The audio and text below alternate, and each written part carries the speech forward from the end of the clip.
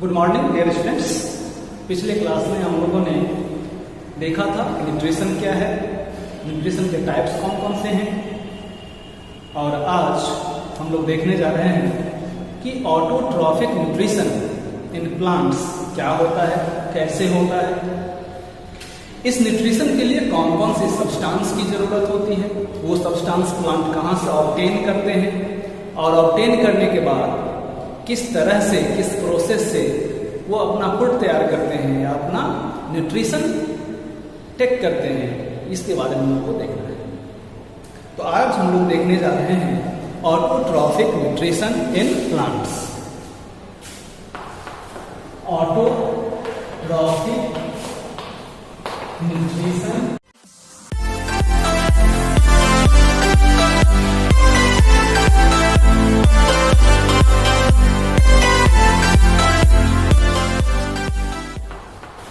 Autotrophic nutrition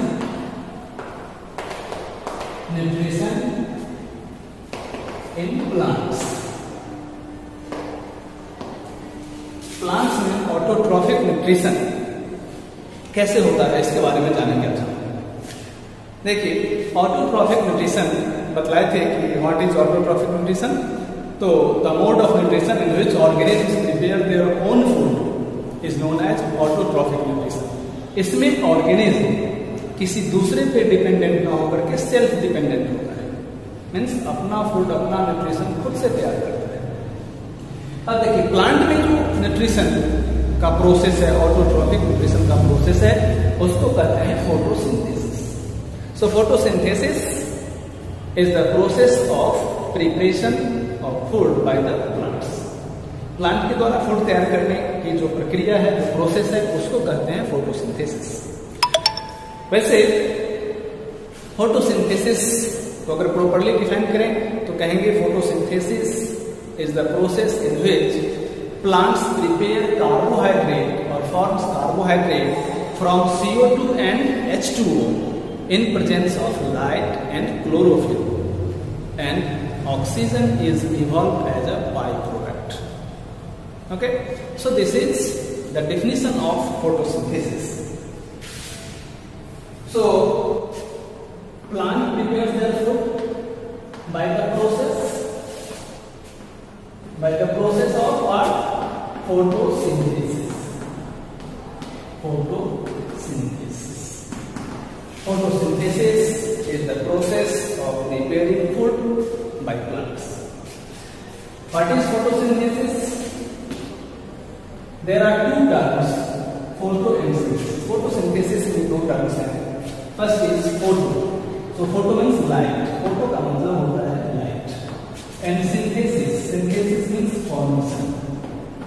Synthesis means formation. Means formation in presence of light. Formation of what? Formation of food. Formation of nutrients. Nutrient की मदद से ही ये क्या करते हैं, तो प्रिपेयर करते हैं।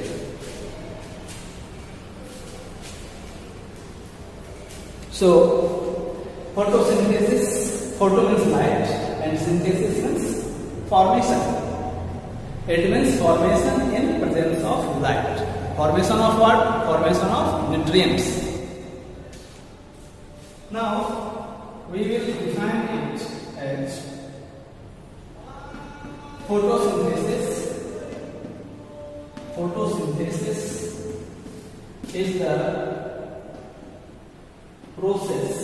Photosynthesis is the process through which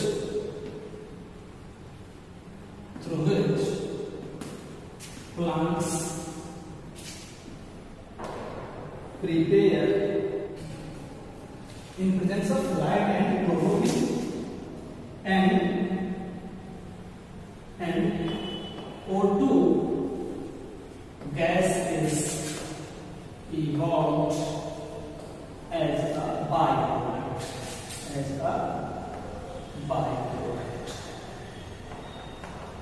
Okay, this is photosynthesis.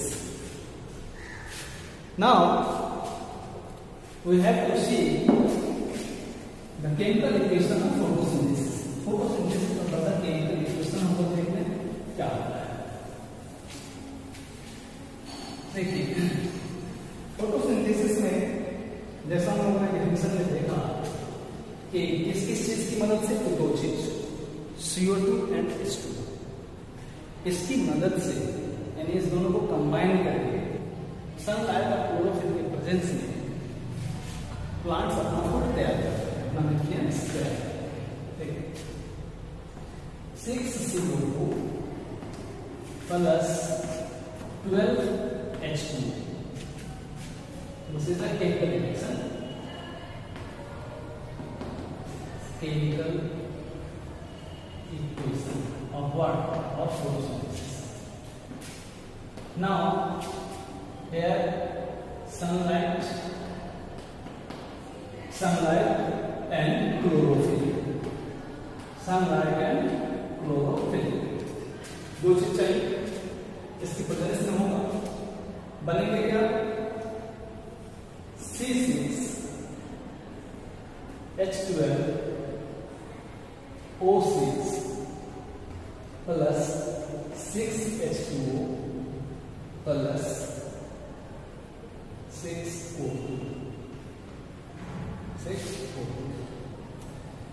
Oxygen से मॉलिक्यूल ऑक्सीजन यहां से इवॉल्व हो गए। अब देखिए हम लोग जैसा कि यहां देख रहे हैं क्या क्या जरूरत क्या है, what are the requirements of photosynthesis. There are 4 substances, 4 things, 4 factors required for occurrence of photosynthesis. What are they? CO2 होना चाहिए, H2O होना चाहिए, क्लोरोफिल होना चाहिए एंड लाइट का प्रेजेंस होना चाहिए। Okay, so next requirements for photosynthesis. What are the requirements? Requirements for photosynthesis. Photosynthesis की रिक्वायरमेंट क्या क्या है? First is CO2, second H2O, third chlorophyll and fourth light.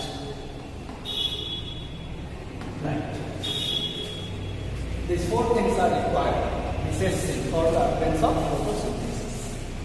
अब देखेंगे कि ये CO2 प्लांट कहाँ से ऑब्टेन करते हैं, कैसे ऑब्टेन करते हैं, है ना?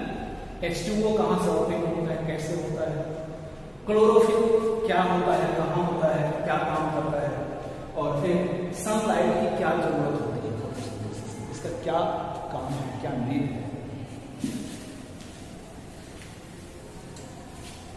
अब जैसा हम लोग देखेंगे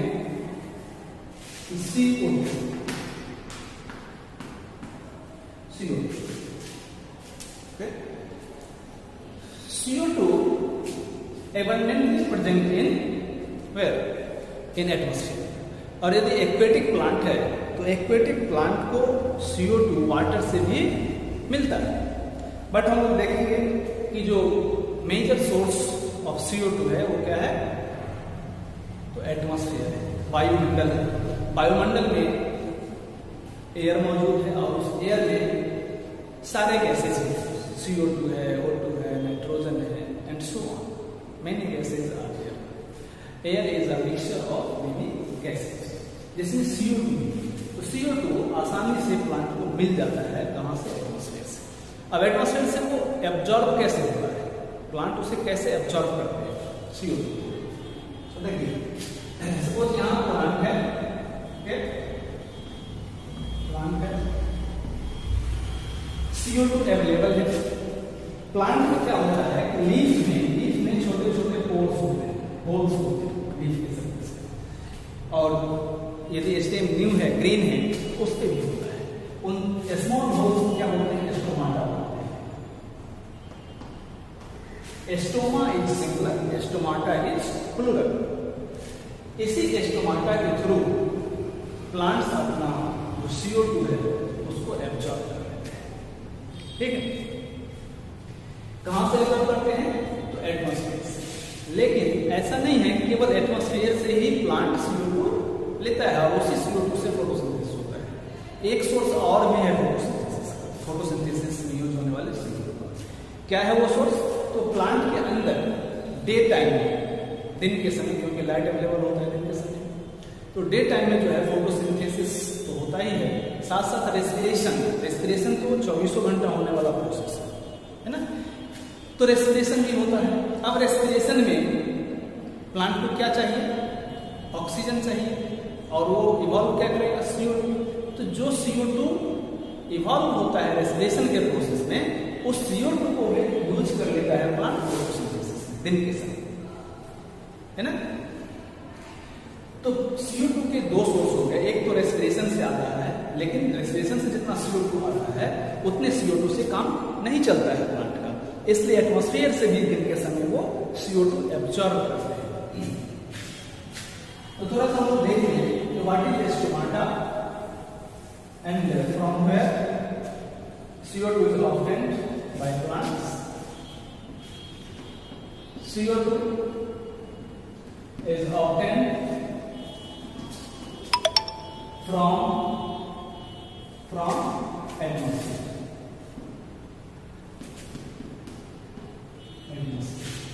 Mainly. Some amount of CO2 is also obtained from respiration.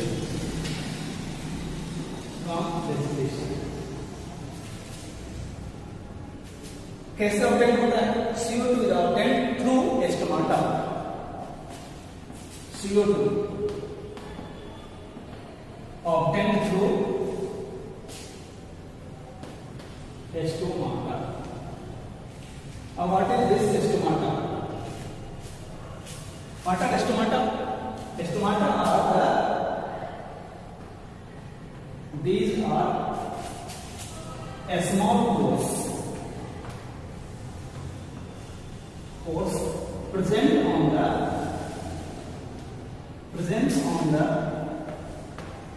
surface of leaf. mainly leaf के surface पे, लेकिन green stem के surface पे ये पाया जाता है। तो इस होल से होकर के CO2 एब्जॉर्ब कर लिया जाता है। अब देखिए ये जो स्टोमाटा है वो तो स्मॉल ओपनिंग, लेकिन ओपनिंग किसके बीच है? ओपनिंग है सेल्स के बीच। ये जो ओपनिंग है स्टोमाटा का, ये दो सेल के बीच पाया जाता है, और वो सेल कैसा होता है? तो बीन सेल, थोड़ा सा कार्व्ड होता है, किडनी सेल से होते हैं, और दो सेल के बीच में, है ना, दो सेल के बीच में जो गैप हो जाता है, होल हो जाता है, उसको स्टोमाटा कहते हैं। तो थोड़ा सा स्टोमाटा का स्ट्रक्चर हो जाता है।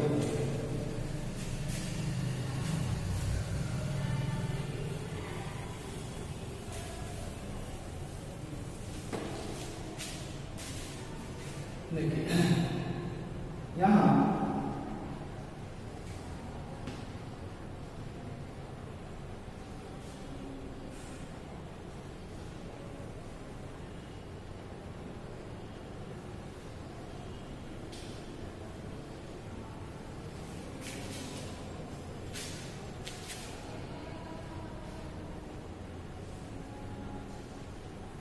these are guard cells.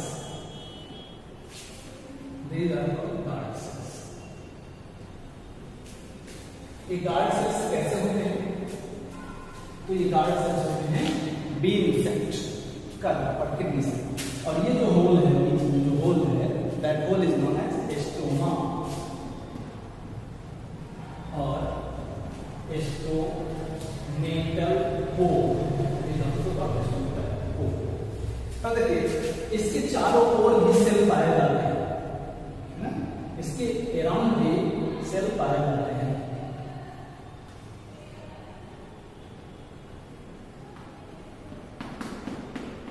Nucleus में सेल के ये जो सेल कहलाते हैं, ये सेल कहलाते हैं सबसिडियरी सेल।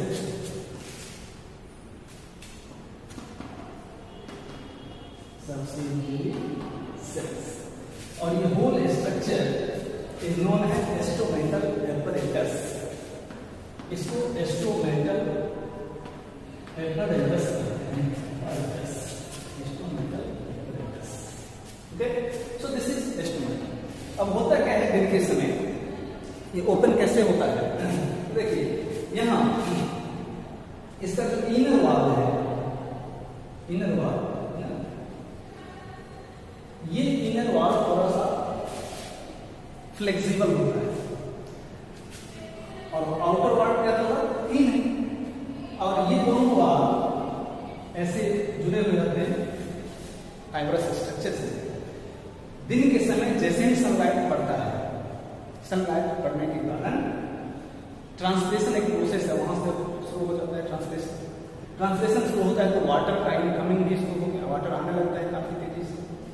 जैसे वाटर इसके अंदर आता है, ये जो गार्ड सेल्स है वो टर्जिक हो जाता है, मीन्स हार्ड होने लगता है, फैलने लगता है। अब फैलने लगता है तो ये जो आउटर वॉल हम कह रहे हैं कि थिन एंड फ्लेक्सिबल है, ये बल्जिंग आउट होने लगता है, बाहर को निकलने लगता है। और यहाँ से जो फिलामेंट लगे हुए हैं वो इनर वॉल को भी खींच लेते हैं और इस तरह से ये होल ओपन हो जाता है, that is known as opening of stomata. लेकिन शाम के समय जाकर के रात में सनलाइट एब्सेंट हो गया, ट्रांसलेशन का प्रोसेस रुक गया, अब ट्रांसलेशन होगा नहीं तो वाटर कम आने लगते हैं। अब वाटर की कमी के कारण ये जो सेल है वो क्या होते हैं? फ्लेसिड हो जाते हैं। फ्लेसिड मतलब मुरझा जाता है ना, तो सिकुड़ने लगता है। अब फैल गया था पहले, वाटर आने से फैला, अब क्या होगा? इससे बढ़ना शुरू करेगा, फिर ये क्या होगा? इसके जो आउटर वाल है वो भी अंदर की ओर आ जाएगा और अंदर वाल भी एक दूसरे से बिल्कुल क्लोज आ जाएंगे और इस तरह से कहते हैं क्लोजिंग ऑफ स्टोमाटा। तो स्टोमाटा का ओपनिंग एंड क्लोजिंग इस प्रकार से होता है। दिन के समय ये ओपन हो जाता है और रात के समय क्लोज होता है। अब है कि स्टोमाटा का फंक्शन क्या क्या है ना? देखिए function of stomata. Stomata are a small pores present on the surface of leaf or green stem. इसके जो फंक्शंस हैं वो क्या है? तो पहली बात gaseous exchange. Gaseous exchange, gas का एक्सचेंज होता है किसका? तो CO2 एंड O2। कभी CO2 लिया जाता है, कभी छोड़ा जाता है, O2 कभी लिया जाता है, कभी छोड़ा जाता है। तो गैसेस एक्सचेंज इस तरह से होता है। Second transpiration. ट्रांसपिरेशन इससे स्टोमाटा से होकर के ट्रांसपिरेशन का प्रोसेस होता है। ट्रांसपिरेशन का प्रोसेस क्या है? तो ट्रांसपिरेशन का जो प्रोसेस है ये है कि स्टोमाटा से होकर वाटर वेपर बनके रिलीज आउट होता रहता है, बाहर निकलता रहता है। इस प्रोसेस को क्या कहते हैं? इस प्रोसेस को कहते हैं transpiration. So transpiration is the process of evaporative loss of water through stomata. Stomata से होकर के वाटर का इवेपोरेटिव लॉस होना, वाटर का निकलना, ये क्या कहलाता है? ये कहलाता है ट्रांसपिरेशन। और ट्रांसपिरेशन का रोल क्या है? तो ट्रांसपिरेशन का रोल है कि जो plants water and minerals absorb करते हैं सॉइल से, उसके एब्जॉर्प्शन में मदद करता है। और दूसरा क्या है कि प्लांट सरफेस को ये कूलिंग इफेक्ट देता है ना। तो this is the importance of transpiration. So what is transpiration? Transpiration means evaporative loss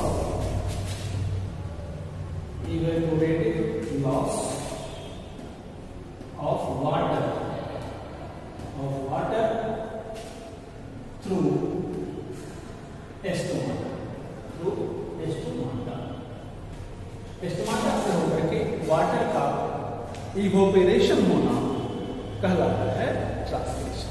और ट्रांसपिरेशन से फायदा क्या होता है? ट्रांसपिरेशन से क्या फायदा होता है? तो ट्रांसपिरेशन से फायदा होता है ascent of sap. Sap come to water and minerals, soil से जब तक सैप कहलाता है, उसका एसेंट होना नीचे से ऊपर की ओर जाता है with the help of transpiration. And second cooling of the plant body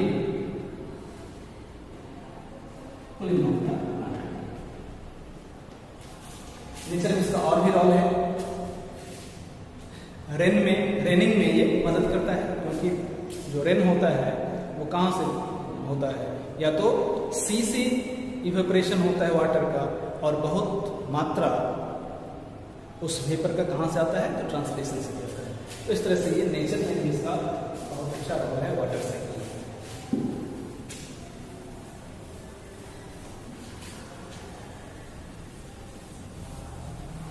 this is stomata. अब एक चीज यहां समझ लेना जरूरी है, लोग कंफ्यूज हो जाते हैं, बहुत कंफ्यूज होते हैं। बचपन से हम लोगों ने सुना है कि प्लांट दिन के समय ऑक्सीजन छोड़ता है, रात के समय CO2 छोड़ता है।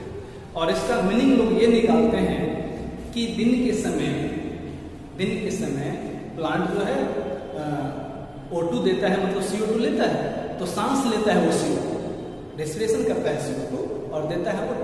और रात के समय क्या करता है कि रात के समय वो सांस लेता है O2 और देता है CO2। लेकिन ऐसी बात नहीं,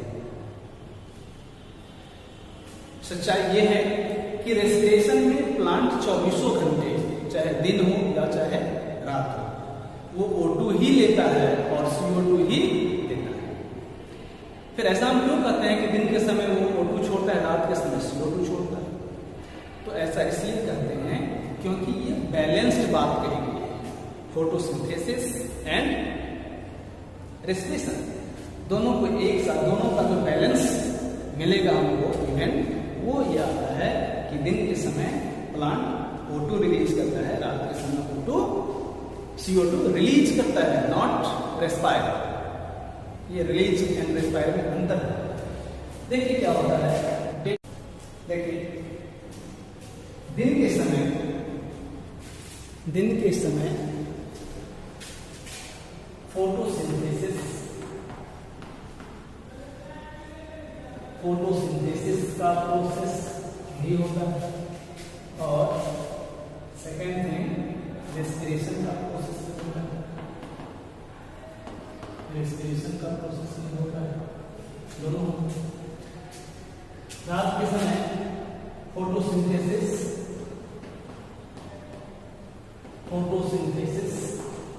नहीं होता है, no photosynthesis, but respiration takes place, respiration होता है। अब देखिए फोटोसिंथेसिस का हम लोग क्या देखे थे इक्वेशन, 6CO2 प्लस 12H2O,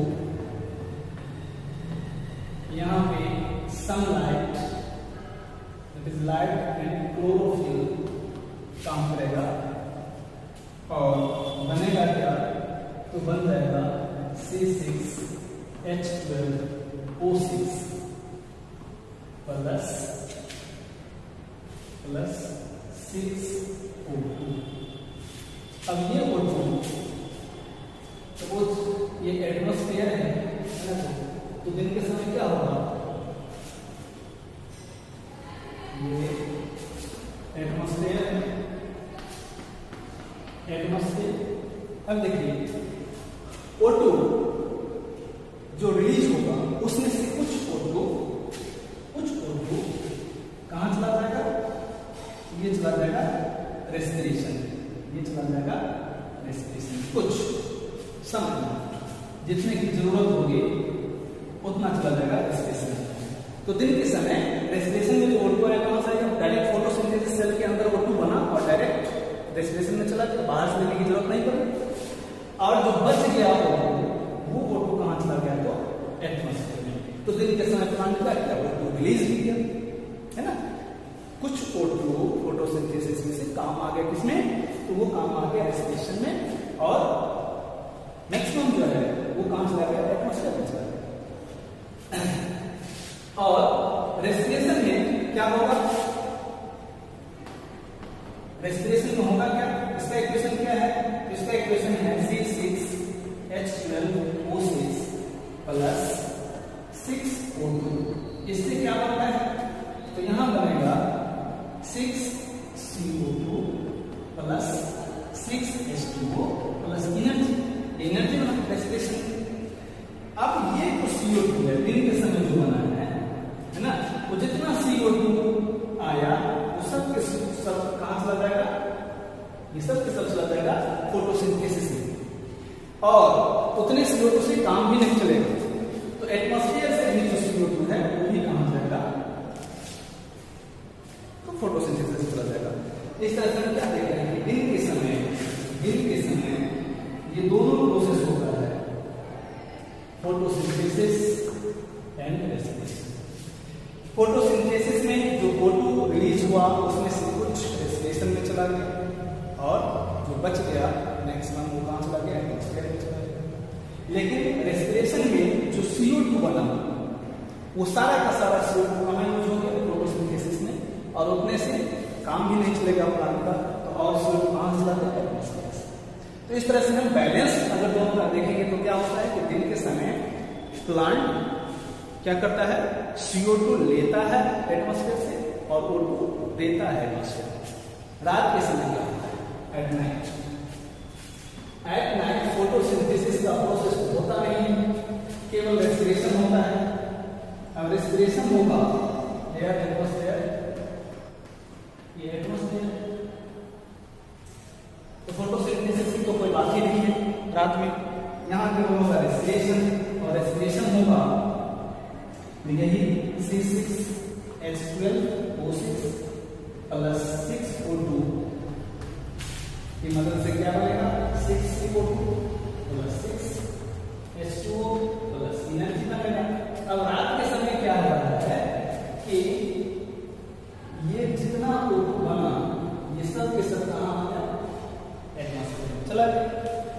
और ये जो O2 आ रहा है, ये जो O2 हम लोग देख रहे हैं, O2 वो प्लांट को कहाँ से मिलेगा, फोटोसिंथेसिस तो हो रहा था दिन के समय तो वहां से मिल जाता था, लेकिन अब अभी तो हो नहीं रहा है। तो ये एटमॉस्फेयर से CO2 इसको मिलेगा, एटमॉस्फेयर से O2 इसको मिलेगा।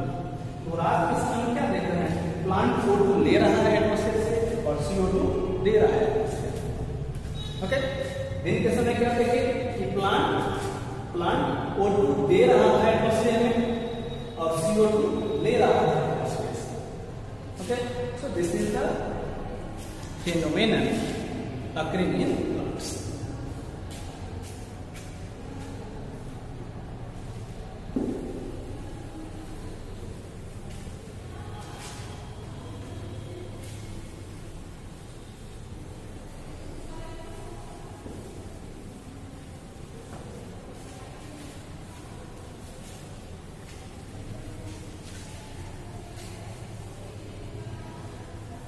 तो इस तरह से हम लोगों ने देखा कि फोटोसिंथेसिस के लिए क्या क्या रिक्वायर्ड है और वो कहाँ से मिलता है। तो CO2 की बात कर ली, कहाँ से मिला, ये मिला एटमॉस्फेयर से। अब बात करते हैं H2 वाटर। प्लांट वाटर कहाँ से एब्जॉर्ब करता है, तो प्लांट वाटर करता है एब्जॉर्ब फ्रॉम सॉइल से, है ना। कैसे एब्जॉर्ब करता है, तो absorb through root hair absorb हो गया। रूट हेयर से प्लांट एब्जॉर्ब करेगा वाटर को, मिनरल्स के साथ साथ होंगे। अब रूट हेयर से कहां चला जाएगा, वाटर प्लस मिनरल। हमें तो केवल वाटर ही नाम देखने को, लेकिन उसे मिनरल भी होते हैं। तो वाटर के मिनरल्स कहां से जाएगा, प्लांट के अंदर रूट स्टेम लीफ सारे में क्या होता है, एक खास तरह का टिश्यू होता है, उसको कहते हैं जाइलम, कॉम्प्लेक्स टिश्यू जाइलम, है ना। ये जाइलम क्या करता है, जाइलम लेकर के इसको कहां पहुंचा देगा, लीफ के सेल में पहुंचा देगा, लीफ के सेल में पहुंचा देगा। और जब यहाँ लीफ के सेल में पहुंच जाएगा तो लीफ के सेल में वहां से क्या था, एटमॉस्फेयर से CO2 आ गया और इधर से वाटर चला गया। अब ये फोटोसिंथेसिस में यूज होगा, है ना।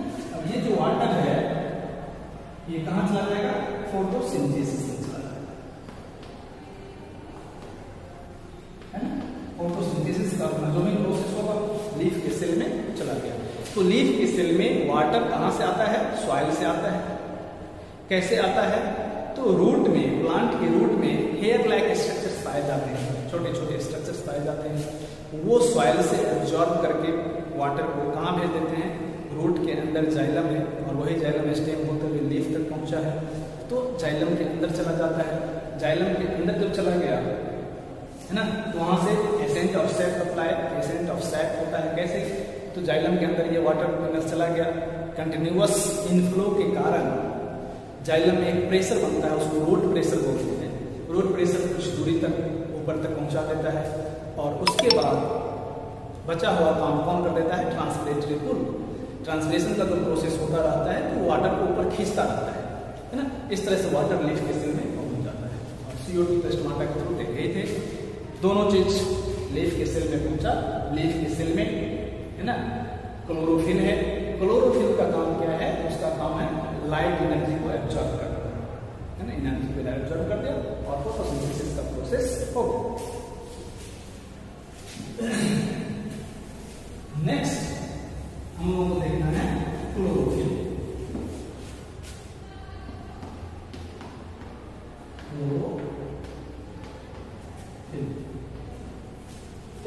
So what is chlorophyll? Chlorophyll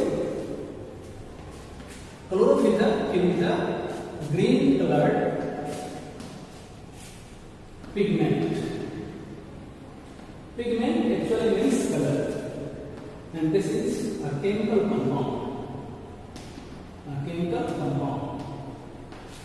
ये एक chemical compound है जो बना हुआ होता है carbon, hydrogen, oxygen, nitrogen and one atom magnesium, इनसे बना हुआ होता है।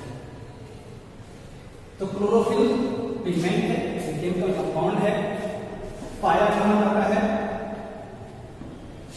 Present in the chloroplast of plant cell. Plant के सेल में एक सेल ऑर्गेनेल होता है जिसको क्लोरोप्लास्ट बोलते हैं। प्लास्टिक तीन तरह के होते हैं, तो क्लोरोप्लास्ट बोलते हैं। उस क्लोरोप्लास्ट में है ना, प्लांट के सेल में एक सेल ऑर्गेनेल होता है जिसे हम क्या कहते हैं? उसे कहते हैं प्लास्टिड। और प्लास्टिक तीन तरह के होते हैं। ल्यूको प्लांट के सेल में ग्रीन कलर के प्लांट के सेल में खास तरह के सेल ऑर्गेनेल्स होते हैं जिसे प्लास्टिड्स कहते हैं। अब ये प्लास्टिड्स तीन तरह के होते हैं, जिसमें से एक है क्लोरोफिल। प्लांट के सेल में एक खास तरह के सेल ऑर्गेनेल होते हैं जिसका नाम है प्लास्टिड। ये प्लास्टिड तीन तरह के होते हैं, जिसमें से एक है क्लोरोप्लास्ट, और उस क्लोरोप्लास्ट के अंदर ये ग्रीन कलर का पिगमेंट पाया जाता है, कंपाउंड पाया जाता है, जिसे कहते हैं क्लोरोफिल। और इस क्लोरोफिल का काम क्या है? What is the function of chlorophyll? Its function is to absorb light energy. इसका नाम है लाइट एनर्जी को एब्जॉर्ब करना। नाउ क्लोरोफिल के बाद हम लोग देखते हैं लाइट का काम। What is light and what is its function? Light, what is its function? So what is light? Light is a form of energy. ये एनर्जी का ही एक फॉर्म है, एक तरह का इलेक्ट्रोमैग्नेटिक वेव है, एनर्जी का एक फॉर्म है, और एनर्जी अपने डिफरेंट फॉर्म में चेंज हो सकता है। ये लाइट एनर्जी कहां से आता है? सन से मिलता है प्लांट को। ऑब्टेन फ्रॉम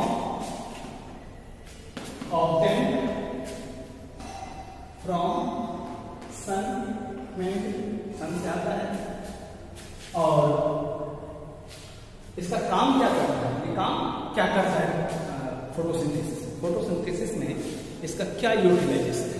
तो फोटोसिंथेसिस में हम लोग क्या देखेंगे कि CO2 एंड H2O का कॉम्बिनेशन हुआ है।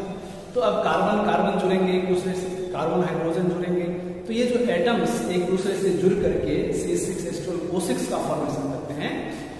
तो जुड़ने के टाइम में एटम एटम के बीच बॉन्ड का फॉर्मेशन होता है, और उस बॉन्ड के फॉर्मेशन में क्या होता है, एनर्जी की जरूरत होती है, जिससे बॉन्ड एनर्जी करते हैं। ये सनलाइट वही बॉन्ड एनर्जी प्रोवाइड करता है ना। तो इट प्रोवाइड्स